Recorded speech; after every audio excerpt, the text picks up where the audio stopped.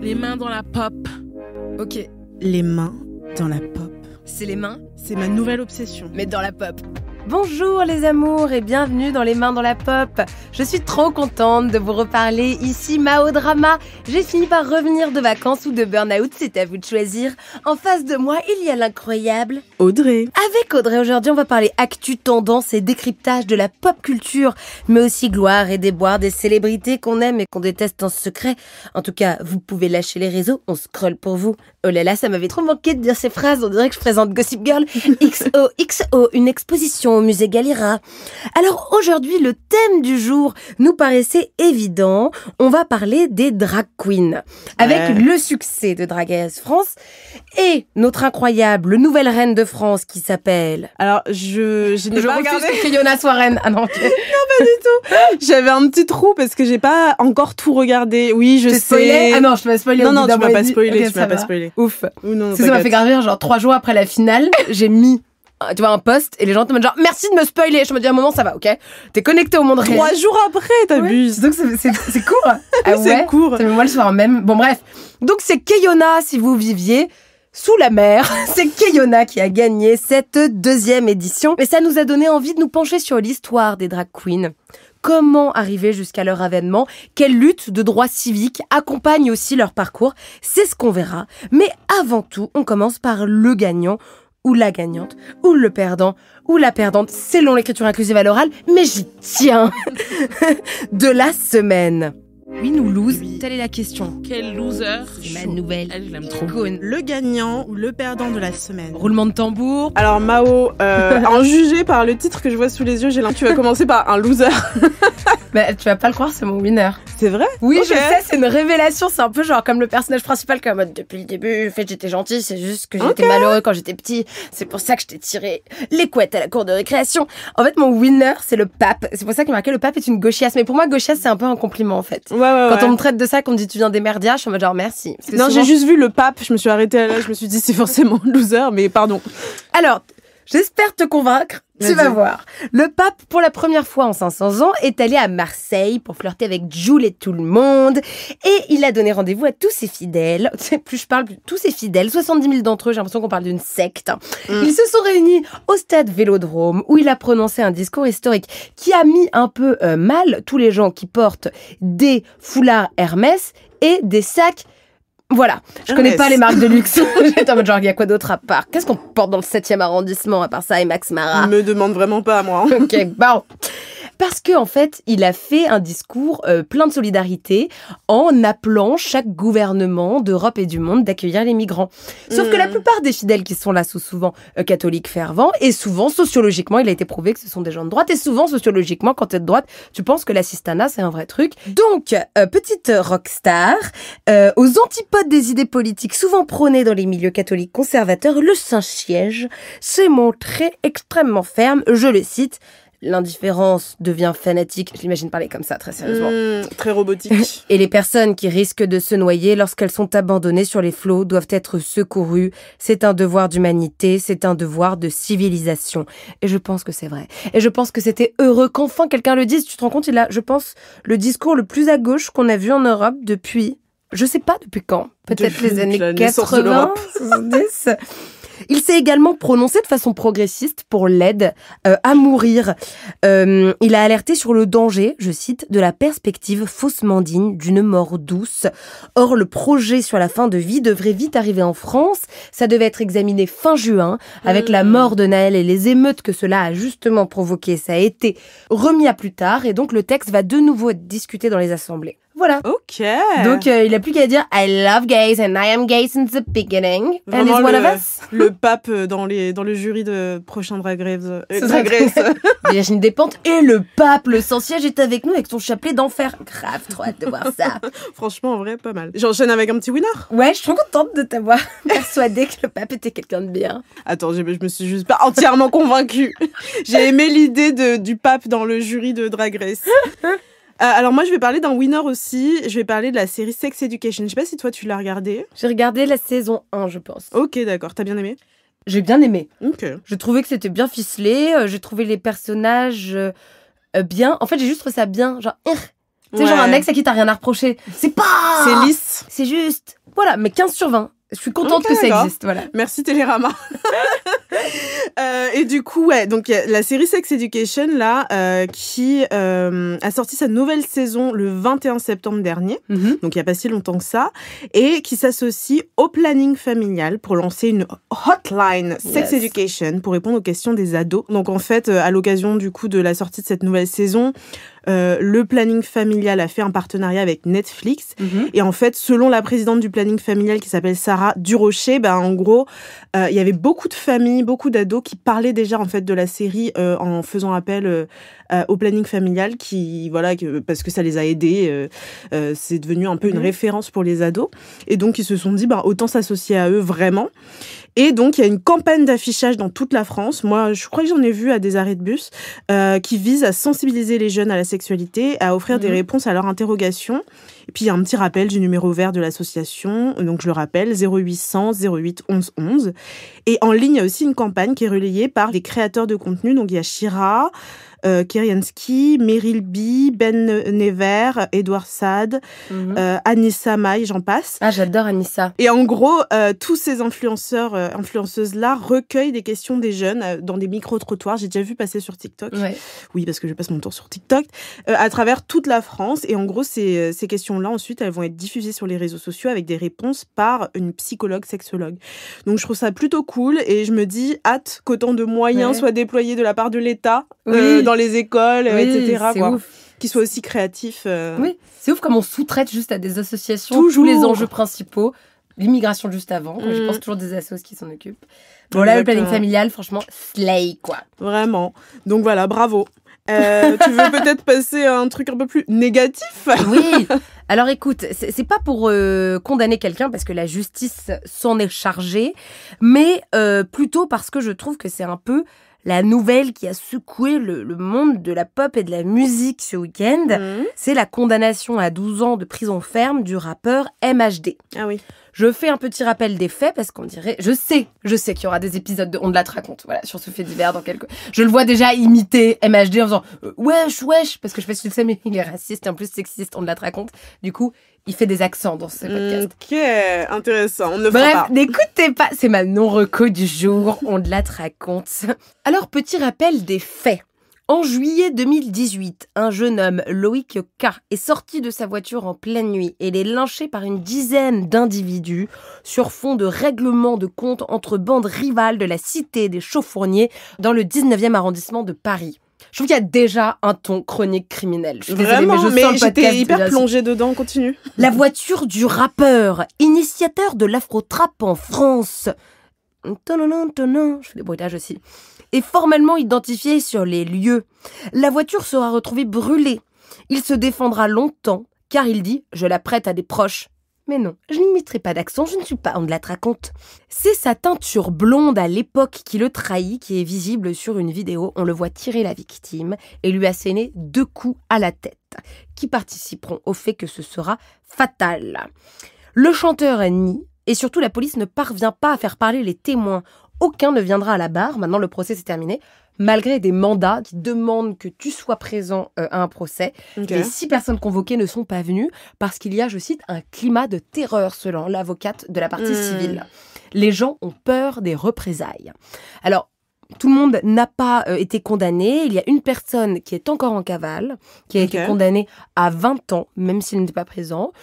Une autre personne où, au bénéfice du doute, on n'a jamais su s'il avait vraiment été présent, n'a pas non plus été condamné. Mais sinon, pour tous les autres prévenus, ils ont pris entre 5 et 20 ans. Okay. Voilà, donc MHD, j'espère que tu apprendras ta leçon. Je sais pas quoi dire à quelqu'un qui va en prison. En vrai, je sais même pas si c'est le... Mais faut pas tuer les gens, MHD. Je sais pas quoi dire. C'est dans les commandements de la Bible. Quoi? Oui.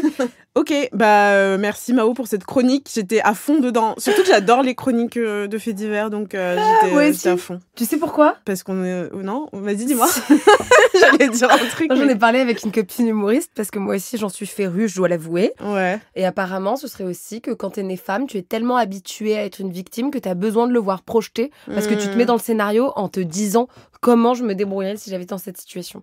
Ouais, je pense qu'il y a ça et le fait je trouve ça aberrant les trucs que certaines personnes peuvent faire et du coup c'est cette espèce d'incompréhension que j'ai envie vraiment de creuser, tu vois. D'ailleurs, je rappelle que nous avons fait un épisode sur les films d'horreur et les faits divers. Allez l'écouter. Wow. Avant ça, on va écouter le loser d'Audrey. Quelle belle transition.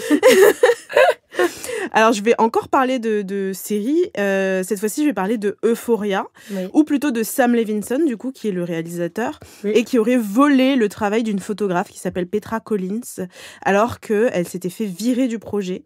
Et donc, vraiment, je vais en parler plus tard, mais les images parlent d'elles-mêmes. Clairement, elle s'est fait voler. Ok. Alors... Bon, on a déjà parlé dans ce podcast de Sam Levinson, en mal, bien sûr. Il avait été accusé de s'approprier déjà le travail d'artiste féminine. Souvenez-vous, il avait poussé Amy Seymetz vers la sortie lors du tournage de The Idol. Et aujourd'hui, en fait, c'est au tour de la photographe canadienne Petra Collins de prendre la parole. En gros, elle affirme que Sam Levinson et HBO aussi auraient utilisé son travail sans autorisation, alors qu'elle avait collaboré sur Euphoria pendant 5 mois.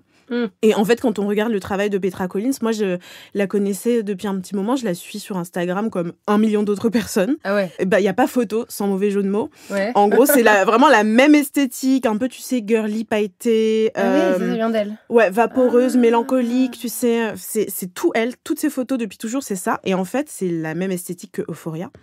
Et en fait, c'est normal, puisque Petra Collins, du coup, elle a travaillé 5 mois vraiment pour créer tout l'univers. De la saison 1 ? De la saison 1, exactement. Bah, arrête, c'est aberrant. Et donc, en gros, comment ça a été... cliente des polémiques. J'adore. Arrête. Non. Et en gros, comment ça a été su, ça ? Parce que c'est pas vraiment Petra Collins qui en a parlé ouvertement. C'est une jeune femme sous le nom de Bethany qui a révélé que le travail de la photographe avait été volé par Sam en diffusant des messages de la photographe sur Twitter. Elle a donc partagé les messages de l'artiste, donc Petra Collins, donc, qui est photographe, directrice de la photographie et qui a 30 ans. Et en fait, elle explique que Sam Levinson lui avait annoncé avoir carrément créé une série basée sur ses photos. Et ensuite, il lui avait proposé de réaliser cette série-là. Donc, hyper... flatteur, tu vois. Ouais, bien sûr, ouais. Donc évidemment, elle a dit oui, elle a déménagé à Los Angeles et elle a travaillé dessus, comme je le disais tout à l'heure, pendant 5 mois dessus, en créant vraiment tout l'univers esthétique d'Euphoria. Et en fait, il y a eu un revirement de situation. HBO lui aurait ensuite annoncé que elle est virée parce que trop jeune. Pourquoi ? Pas assez d'expérience. Je comprends pas l'argument. Pas assez d'expérience, trop jeune, soi-disant. Elle n'était pas bien sur les tournages. On n'a pas plus de détails, je n'en sais rien. Donc elle s'est dit, ok, tant pis. Mais elle s'est dit, voilà, la série doit être annulée puisqu'on m'a virée. Et en fait, elle s'est rendue compte 1 an après, en voyant vraiment une publicité dans la rue, qu'en fait, non, la série n'est pas du tout annulée. Et encore pire, qu'on lui a volé carrément tout son travail, toute son esthétique qu'elle avait créée. On l'avait payée pour les 5 mois ? Ça, je ne sais pas. Bon, bref, j'espère qu'elle aura des droits attachés au travail. Je suis pas sûre qu'elle ait des droits, par contre. Mais je pense qu'elle a été payée pour les 5 mois. Et en gros, elle raconte aussi que le plus frustrant, c'est que maintenant, en fait, tout le monde lui dit « Ah, ton travail me rappelle Euphoria !» Oh, l'horreur. Alors que c'est elle qui a créé le truc et elle n'est pas du tout créditée, tu vois. Ouais. Donc, je ne sais pas s'il y aura des poursuites judiciaires. Sam Levinson s'est pas du tout prononcé sur toute cette polémique. Mais moi, je me dis, ça expliquerait la nette différence de qualité, je trouve, entre la première saison et la deuxième. En termes d'esthétique ? Ouais, en termes d'esthétique et tout, d'univers. Et aussi le fait que il y a le gros flop de The Idol. En fait, j'ai l'impression que quand il n'y a pas de femme à qui il peut voler des trucs, Sam Levinson, il est un peu pourri, quoi. C'est une coquille creuse. Un petit peu. Vide. Eh bien, bouh, Sam Levinson. Voilà, vraiment bouh. Et vive Petra Collins, que je vais aller follow tout de suite d'ailleurs. Grave. Le sujet de la semaine. On va parler de quoi cette semaine ? Vous avez des idées ? Ultra cringe. On peut dire que c'est vraiment nul ou pas ? Elle a osé.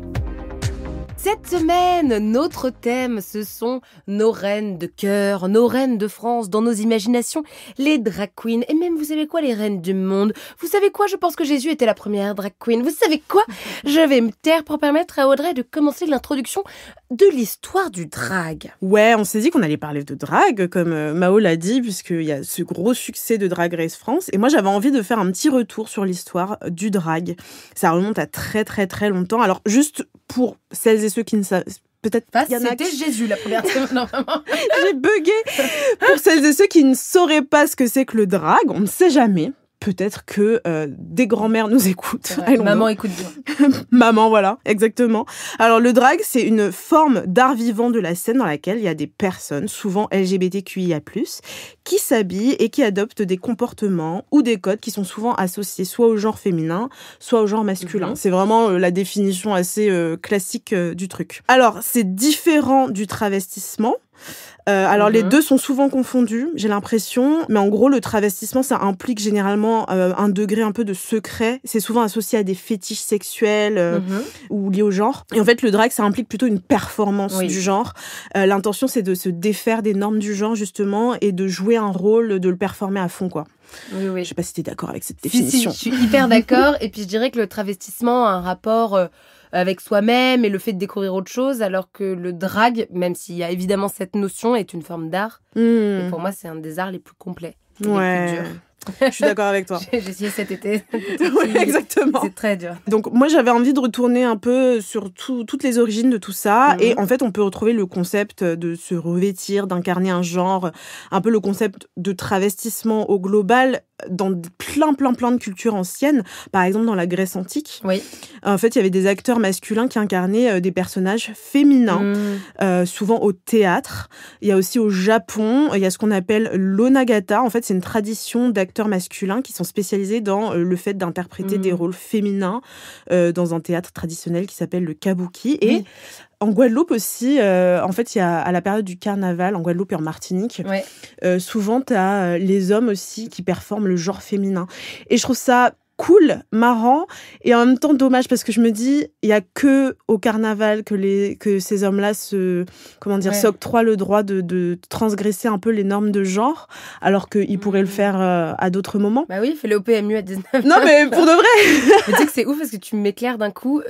Tu sais, je travaille beaucoup avec Noam Cinceau et il va au carnaval chaque année. Et moi, ça fait plusieurs années que je vois ces stories que je me dis mais c'est quoi cette méga pride qui est pas au moment de la pride? Et en fait, pas du tout, c'est le carnaval antillais où vraiment il y a cette notion un peu, c'est pas dit en tant que tel que c'est du drag, mais c'est quand même voilà la plupart du temps des hommes qui ça m'avait l'air festif et inclusif. Festif. En fait, j'ai toujours trouvé que ces stories étaient magnifiques voilà à ce moment-là. Oui. Donc merci de m'expliquer et merci franchement de m'instruire. Ouais, et en fait, pendant longtemps, au théâtre, les femmes, en fait, n'étaient pas autorisées à se produire sur scène. Oui. Évidemment, patriarcat, voilà. On vous apprend rien. Et donc, c'était les acteurs masculins qui jouaient souvent les rôles des femmes. Oui. Donc, c'est un petit peu aussi comme ça que je pense que c'est né. Et puis ensuite, au 19e siècle, il y a eu beaucoup de spectacles dans lesquels les hommes s'habillaient aussi en femmes, mais plutôt à des fins comiques ou théâtrales, souvent très, très, très clichés. Oui. Donc, voilà. Ça, moi, je savoure quand tu dis ça, parce que je trouve ça tellement drôle comme ironie de me dire que c'est parce que les hommes ont tellement détesté les femmes qu'ils leur ont demandé de sortir de scène que ensuite ça a permis ou slash obligé à des hommes de porter des costumes féminins à tel point que c'est devenu un des arts les plus transgressifs, les plus progressistes et que l'on peut voir, c'est ce que Nicky Doll disait dans une interview récemment, comme une caricature de la féminité, mais aussi une ode. J'ai l'impression que c'est un peu l'arroseur arrosé, grave. Le méchant méchanté. J'ai fait aussi mes recherches de mon côté et on remonterait la première drag queen avec vraiment ce nom de drag queen à la fin du 19e siècle aux États-Unis et on le devrait à un ancien esclave noir. Voilà encore une figure qui a été oubliée de l'histoire. Il s'appelait William Dorsey Swann. Il est né en 1858 dans le comté de Washington. Ses deux parents sont esclaves et à la fin de la guerre civile et à l'abolition de l'esclavage en 1865, donc pas dans tous les pays mais en tout cas dans celui de Washington c'était le cas, il déménage vraiment à Washington DC, il devient concierge et là à la fin des années 1880, il crée des bals privés qui étaient connus sous le nom de drag.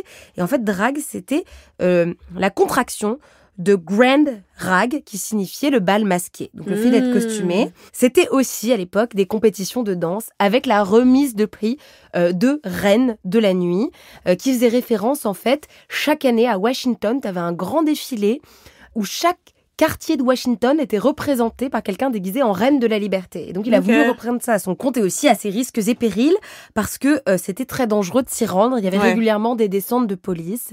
Et si tu étais arrêté, ton nom était affiché dans le journal, ce qui équivalait à l'époque à la fin finalement d'une vie sociale et à une humiliation publique.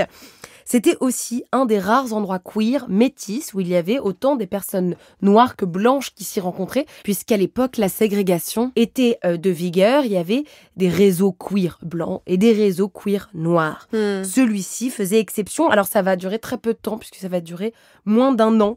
Mais en fait, après, il en refera quelques-uns. Mais enfin, pour faire rapidement, à partir de 1885, il y a une série de lois qui est franchement contre le travestissement. Du coup, il est lui-même arrêté. Il prend 300 jours de tôle. Il fait appel de la décision. Le mec qui prend la décision, il dit « Non, tu restes en prison ». Mais du coup, c'est à cette date-là qu'on date la première fois qu'une personne queer s'est battue pour ses droits civiques. Donc, de riches pensées. Et merci à William Dorsey Swann. Et d'ailleurs, je me rappelle toute l'histoire que tu viens de raconter. J'en avais fait une chronique sur France Inter. Et à la Pride, je rencontre Soa de Muse, queen parmi les queens selon moi, j'avoue. Oui, queen de j'adore. la queen de Paris. Et à juste titre, elle me dit, j'ai bien apprécié, mais tu as oublié cette histoire-là. Et c'était un choix, j'avais que 2,30 et j'avais choisi de raconter, en fait, le fait qu'on avait empêché des femmes d'être sur scène. C'était ce twist-là qui m'avait amusée. Mais il faut évidemment rendre honneur à William Dorsey Swann. Merci pour ce rappel. Moi, j'ai vu que par la suite, du coup, dans les années 1920, donc beaucoup plus tard, et début des années 30 aussi, il y avait ce qu'on appelait la Pansy Craze. Et en fait, ça a engendré vraiment un pic de popularité, pour le coup, des clubs et des artistes gays. Et donc, les personnes LGBTQIA+, se produisaient beaucoup sur scène, partout dans le monde, mais surtout aux États-Unis, notamment à Times Square et à Harlem, où il y avait des numéros de travestis, vraiment les plus renommés des années 20. Il y avait eu un gros engouement aux États-Unis. Et en fait, à cette époque, les personnes LGBTQIA+, dont les drag queens, elles étaient évidemment, comme tu l'as rappelé, victimes de fortes discriminations sociales. Il y avait des persécutions des lieux, la police qui fermait des établissements, etc. Et donc, les gens cherchaient des espaces safe, des espaces underground, et donc, du coup, beaucoup plus cachés pour exprimer leur identité. Et c'est un peu comme ça aussi que sont nés les balls. Et il y a aussi, au début du XXe siècle, la renaissance de Harlem aux États-Unis. Pour rappel, en fait, c'est un mouvement où il y a vraiment eu un renouveau de la culture afro-américaine. Et en fait, à ce moment-là, il y a eu aussi un pic également des spectacles de travestissement, notamment des communautés afro-américaines, LGBTQIA+. C'est pour ça que les personnes racisées ont eu une grande part dans tout ça, dans le drag, dans le voguing, dans tout cet univers-là. Et en fait, les drag balls de Harlem étaient devenus hyper populaires parce qu'il y avait plein de beaux costumes hyper élaborés, des shows et des compétitions hyper élaborées, j'ai pas d'autres mots. Et en fait, les participantes passaient des mois à se préparer, à coudre leur propre tenue, comme les gens le font encore aujourd'hui. On voit dans les séries Pose, exactement, c'est incroyable. À répéter leurs numéros, à se créer des personnages. Et il y avait des catégories de compétition comme Butch Realness, Femme Realness, Voguing. Exactement. Et en fait, moi, je me suis demandé la différence entre drag et l'univers ballroom. Et en fait, les balls, en gros, c'est des compétitions auxquelles participent des gens, donc souvent des drag queens, mais pas que. Il n'y a pas que des drag queens qui performent dans différents genres et catégories de drag. Donc, j'en ai énuméré quelques-unes, Butch Realness, etc. Et le drag, comme on le dit depuis tout à l'heure, en fait, c'est toutes les pratiques qu'un genre va adopter pour performer un autre genre. Donc, les deux sont pas vraiment opposés. Et je pense je pense que les gens l'ont un peu compris. Ça a eu vraiment un énorme rôle dans la lutte des droits queer, des droits LGBTQIA+. Notamment, il y a eu les émeutes de Stonewall en 69, qui ont été en grande partie dirigées par des drag queens et aussi des personnes transgenres et des lesbiennes qui voulaient se battre justement contre le harcèlement policier, contre la discrimination, etc. Je suis allée d'ailleurs. À Stonewall. D'accord, j'ai cru en 69. Oui, j'ai fait un petit voyage dans le temps, c'est ce qu'on appelle mon week-end en festival électro. Non, mais que te dire, c'est une place maintenant commémorative avec des statues en plâtre de couples qui sont assis sur des bancs. Et c'est vrai que c'est plein d'émotions. C'est resté un bar, c'est un bar relativement commercial qui est, je pense, sans grand intérêt aujourd'hui, mais c'est heureux qu'il puisse rester là pour un moment de pèlerinage. Moi, ma petite sœur, par exemple, est lesbienne et à Noël, elle a proposé qu'on y aille avec ma mère et mon beau-père, qui n'ont pas forcément agi de la meilleure des façons lors de son coming out. Et je pense que c'était bien.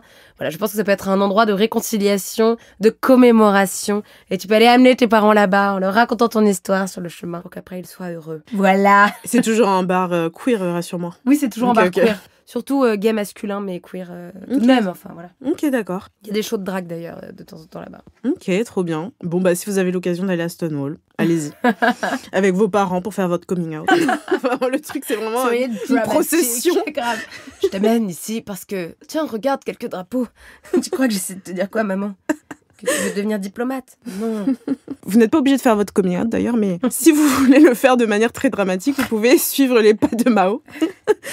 Et donc, après tout ça, après Stonewall, plus récemment, le drag a commencé à être hyper connu par le grand public, notamment, du coup, on va en parler, grâce à des artistes comme RuPaul et grâce aux représentations qu'il y a eu au cinéma, mais surtout à la télévision. Mm-hmm. Et donc, en 2009, il y a la fameuse émission de télé-réalité RuPaul's Drag Race, qui a vraiment, du coup, popularisé, démocratisé la culture drag et qui a lancé, pour le coup, pas mal de carrières de drag queen. Mm-hmm.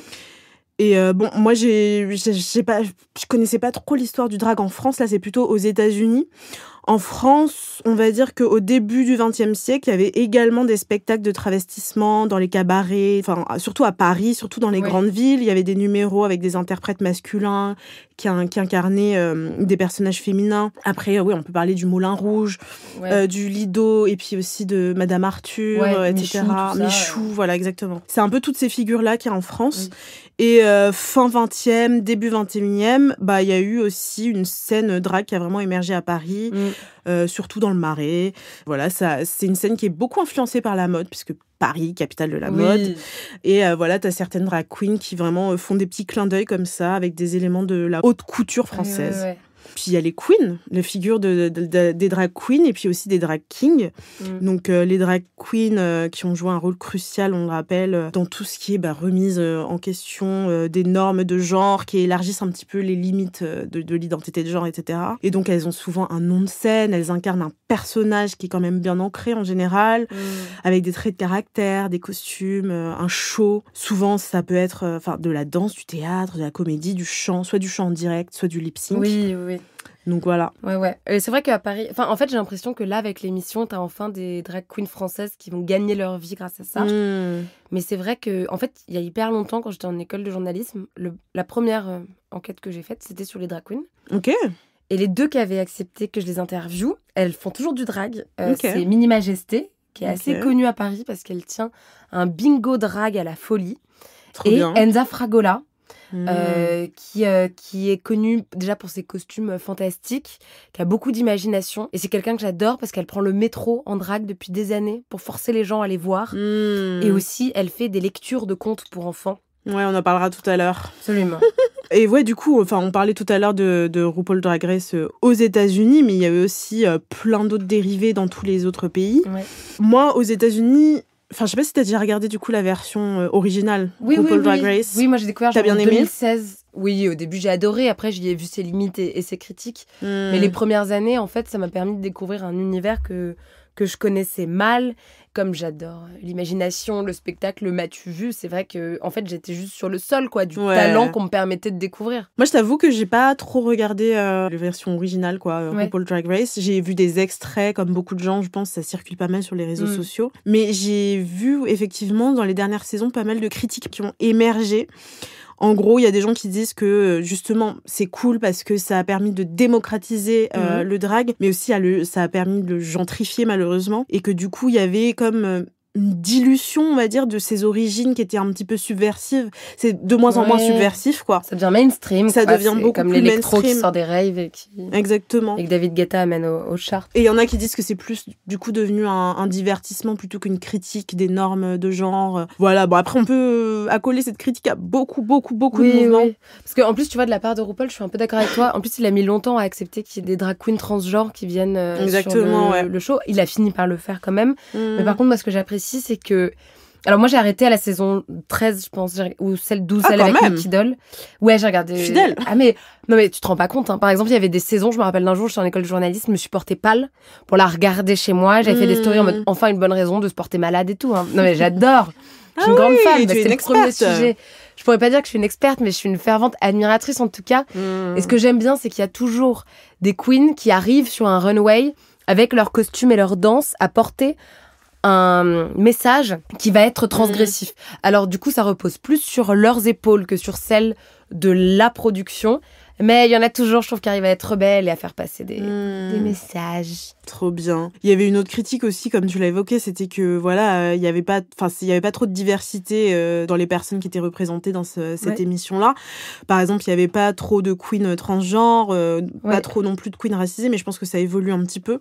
Bah, en fait, moi, je trouve que ça évolue vachement avec la franchise européenne. Ouais. Genre, trop bizarre que la rébellion vienne de nous. Mais en fait, déjà, par exemple, dans un épisode de la saison 1, il y a un drag king. Enfin, il y a plusieurs drag kings. C'est juste qu'il y en a un qui est un de mes potes qui s'appelle Judas Lavidange. Donc, je pense à lui là. Qui sont présents à l'épisode 2. Ça n'avait jamais été fait dans aucune franchise. Ouais. Et la saison 2, là, il y a tout un épisode où il fait toute une installation de mariage et tout. Et j'ai vu que là, dans la franchise allemande, pour la première fois, il y a une femme drag queen qui va venir aussi en drag king. Parce que, par exemple, je sais qu'ils ont essayé de caster des drag kings en France. J'avais plein de potes qui avaient été contactés.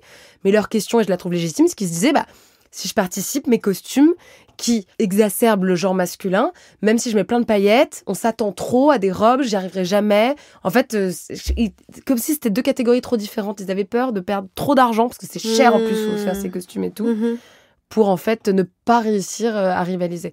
Bon, moi je rêve d'une saison, en tout cas 3, où il y a aussi des drag kings parce que leurs perfs sont... Enfin, moi j'ai jamais eu autant de frissons qu'il y a des perfs de drag kings, quoi. Je sais pas si c'est parce que ils se donnent plus de mal, parce qu'ils sont plus sous-représentés aussi, ouais. Sous-représentés, mais il y en a un autre que j'adore qui s'appelle Père Eustache.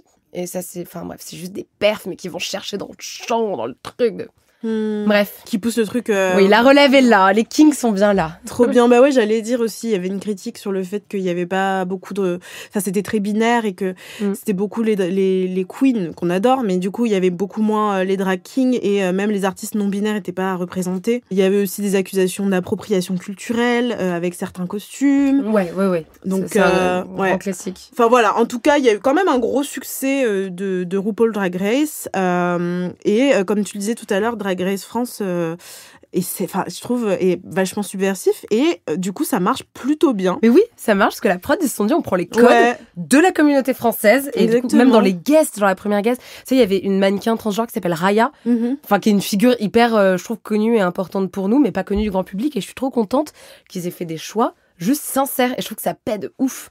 C'est vrai que par rapport du coup à RuPaul Drag Race donc aux États-Unis, il y a un peu plus ce truc là, je sais pas comment dire mais local, je sais pas comment dire. Virginie Despentes en guest, enfin, franchement c'est des choses mais merci de l'avoir. C'est ça. Et il y avait une critique qui avait été émise aussi pour la version du coup US, c'était que c'était tellement gros, c'était tellement énorme et c'était tellement comment dire une esthétique assez voilà, t'avais vraiment l'esthétique RuPaul Drag Race. Ouais, il y a une esthétique, je suis d'accord, c'est imposée. Imposé et que du coup les personnes un peu moins connues et plus voilà locales etc se sentaient délaissées d'une part et aussi obligées de coller à cette esthétique là même en dehors de l'émission parce que les gens avaient l'impression que voilà le drag c'est ça, c'est RuPaul Drag Race et c'est pas autre chose.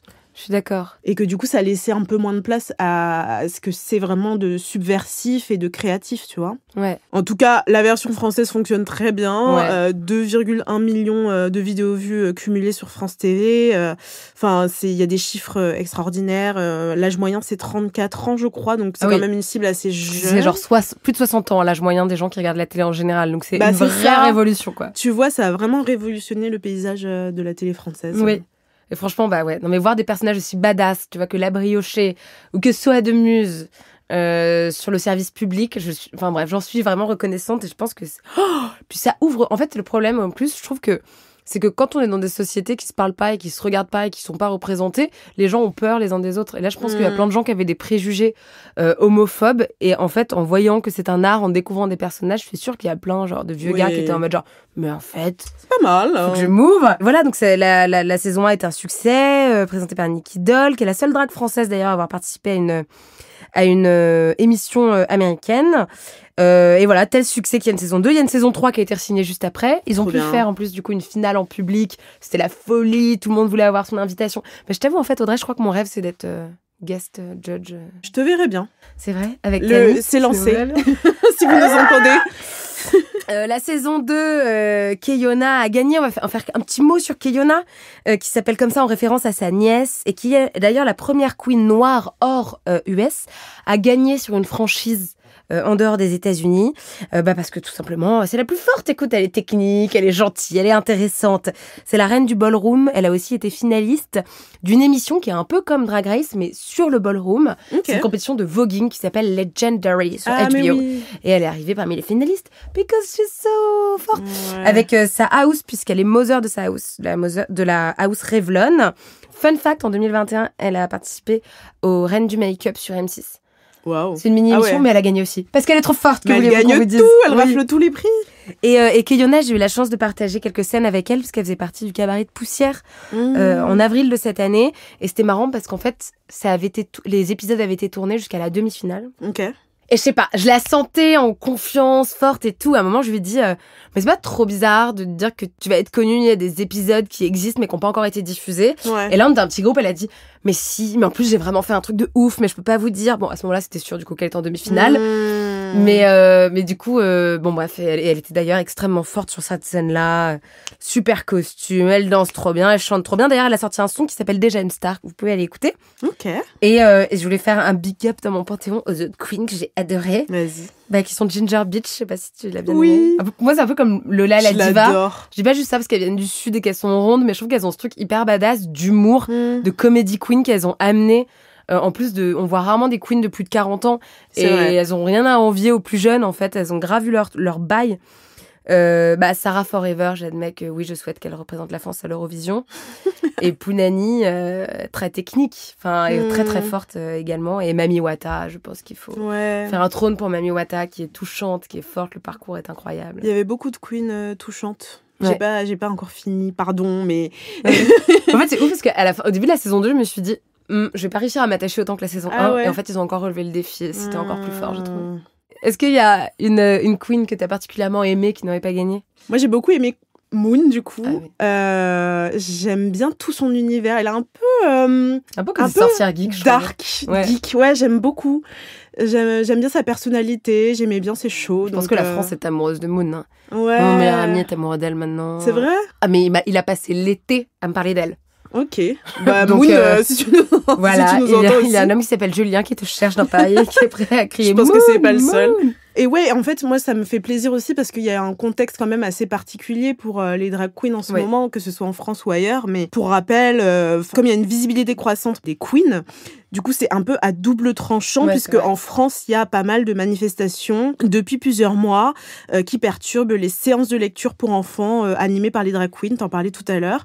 Donc, en fait, c'est des séances de lecture de textes. Avec des gens pailletés, c'est terrible. Les enfants deviennent homosexuels en 2 secondes. En plus... Et ils sont joyeux. Dites-vous qu'ils dansent parfois.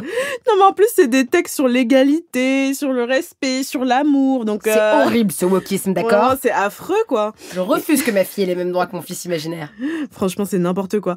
Organisé, en plus, depuis plusieurs années, mais du coup, vu qu'il y a une croissance de cette visibilité-là, en fait, il y a plusieurs attaques de l'extrême droite qui sont de plus en plus fréquentes. Et en fait, ça part souvent de polémiques sur les réseaux sociaux qui sont diffusées encore et toujours par des médias de droite et d'extrême droite, grossis, déformés à souhait. Et ensuite, il y a des menaces, des manifestations, des interdictions de ces lectures effroyables de textes à des enfants. Et donc voilà, comme d'habitude, tu sais, t'as toujours des opposants qui sont hyper inquiets de l'influence que peuvent avoir les personnes queer sur leurs enfants.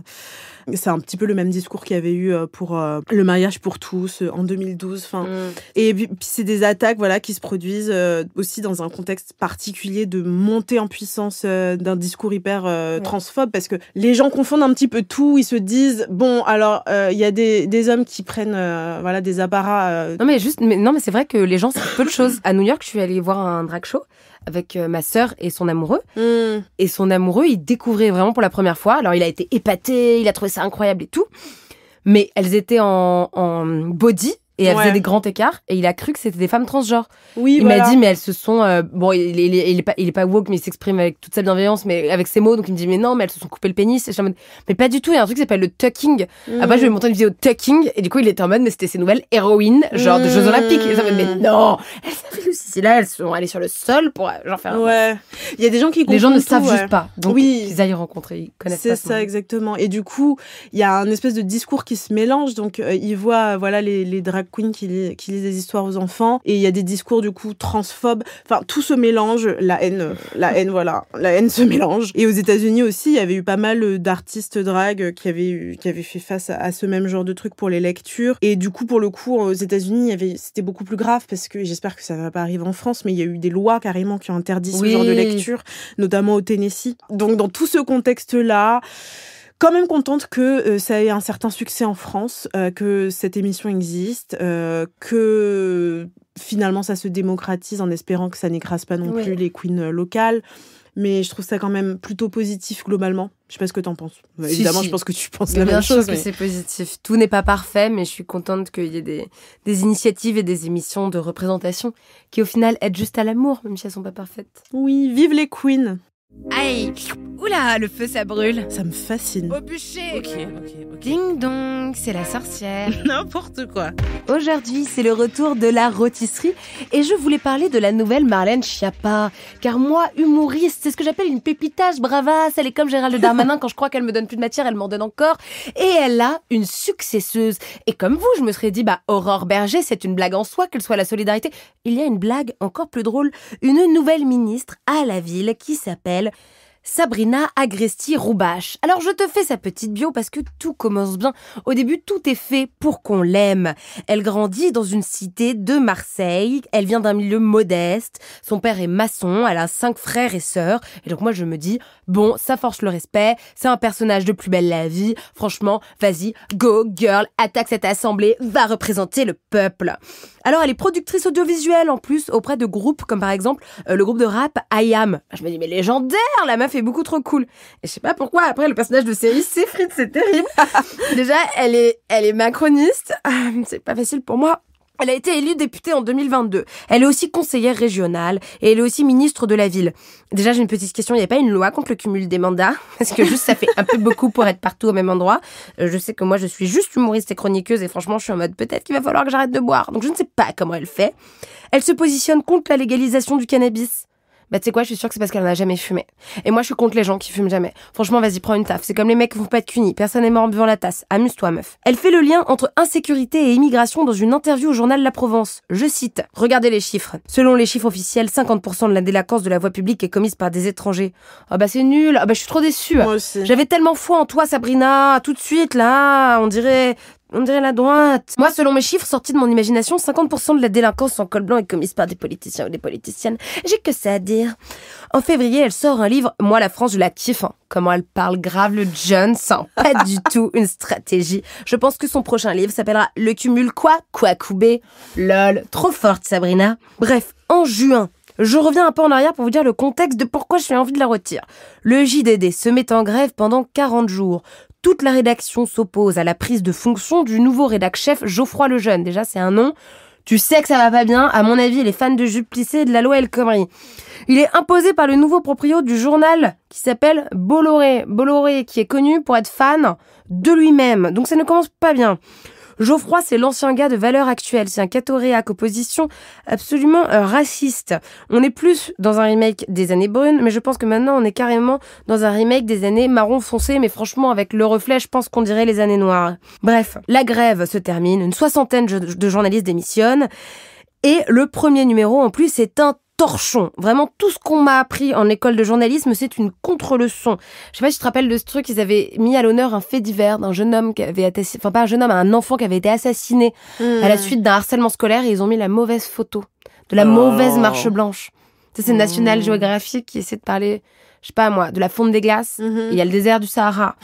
Après, tu sais quoi, dans quelques années, peut-être avec la fin du monde, ça aura vraiment lieu en fait. C'est ça. Et alors, tu te serais dit à ce moment-là, bon, les politiques vont soutenir les journalistes qui ont démissionné. Par exemple, rapidement, le PS et les Verts ont dit « Nous, les gars, nous contacter App, on ne répondra pas aux interviews. » Eh bien, elle, oui. Voilà, je sais pas quoi dire. Enfin, la vanne est juste là, quoi.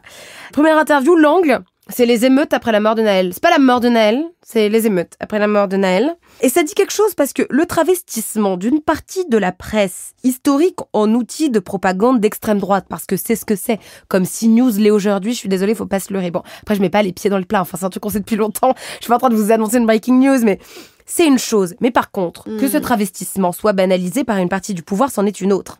C'est comme si par exemple dans Transformers, il y a des méchants, et le Pentagone, il invite les méchants à boire le thé. C'est un exemple d'enfant volontairement, Audrey. Parce que j'ai l'impression, quand je pense à Sabrina, d'avoir affaire à une petite fille dont c'est pas l'anniversaire et qu'elle a, moi aussi j'ai eu 6 ans. Il y a 6 ans, mais un jour j'ai eu 6 ans. Sa justification, il faut respecter la pluralité de la presse. Mais en fait, là, on parle d'une presse qui ne respecte même pas la déontologie et la partialité attendue. Elle ne nous respecte pas. Donc je ne peux pas prendre au sérieux cette nouvelle ministre qui accepte à tour de bras toutes les invitations de visibilité.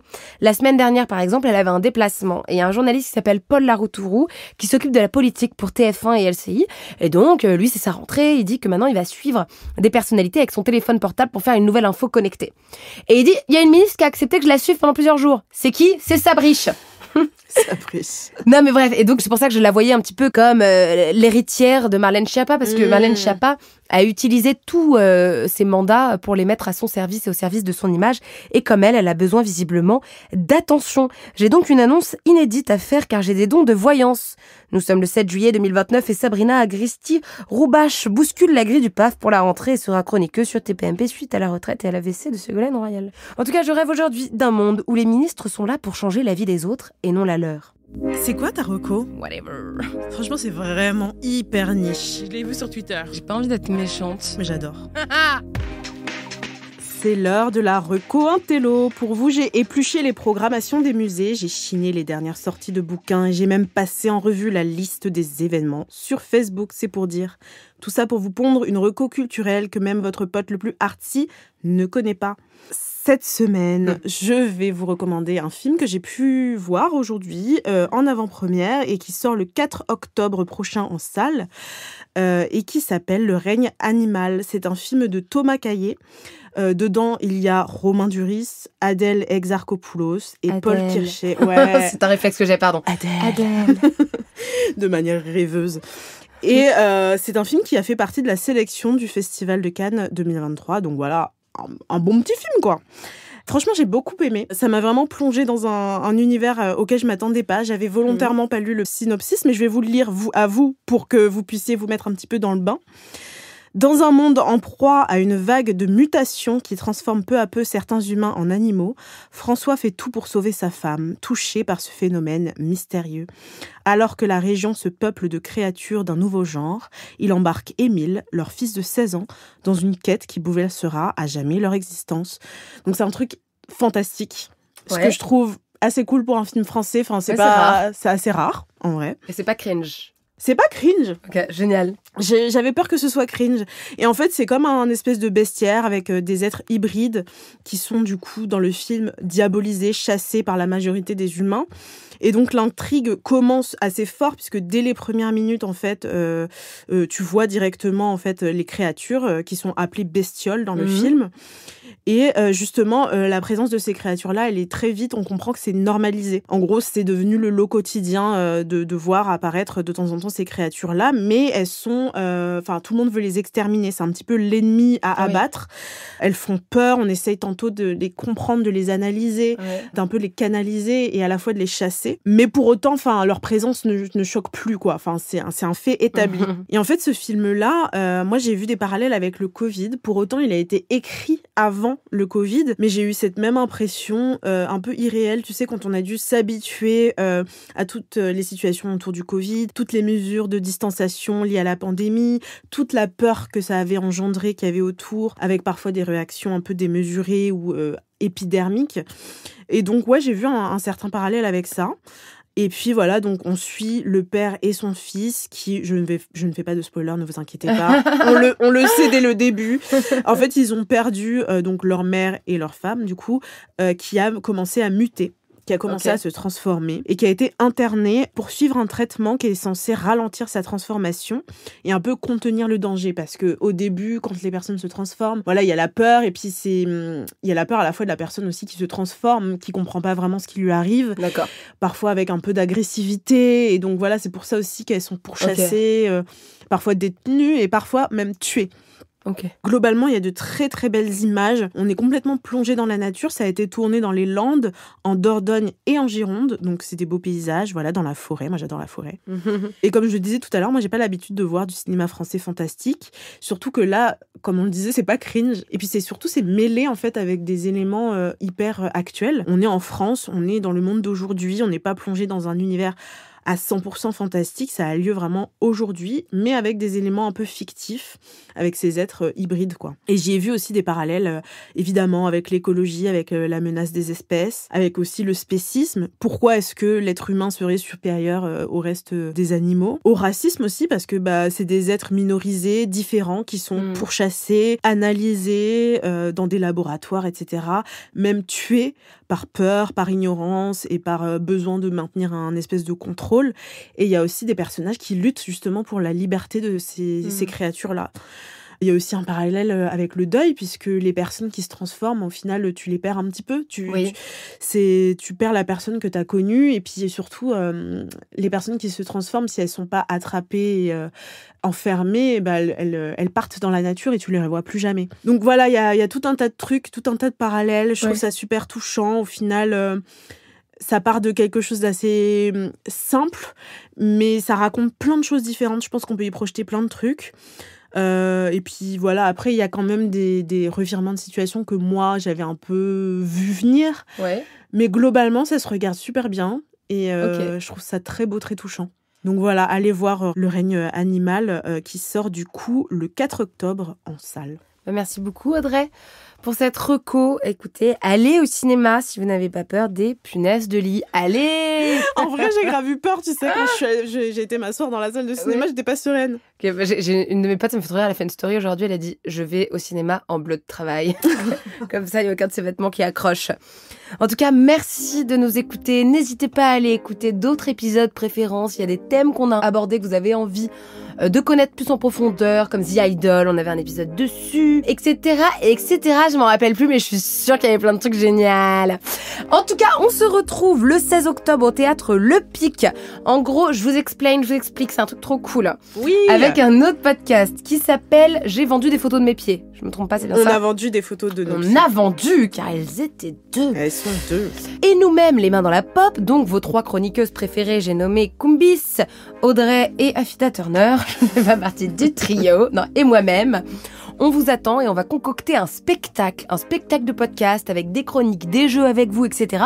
La billetterie est en description et à très vite. Bisous Audrey. À très vite, bye bye.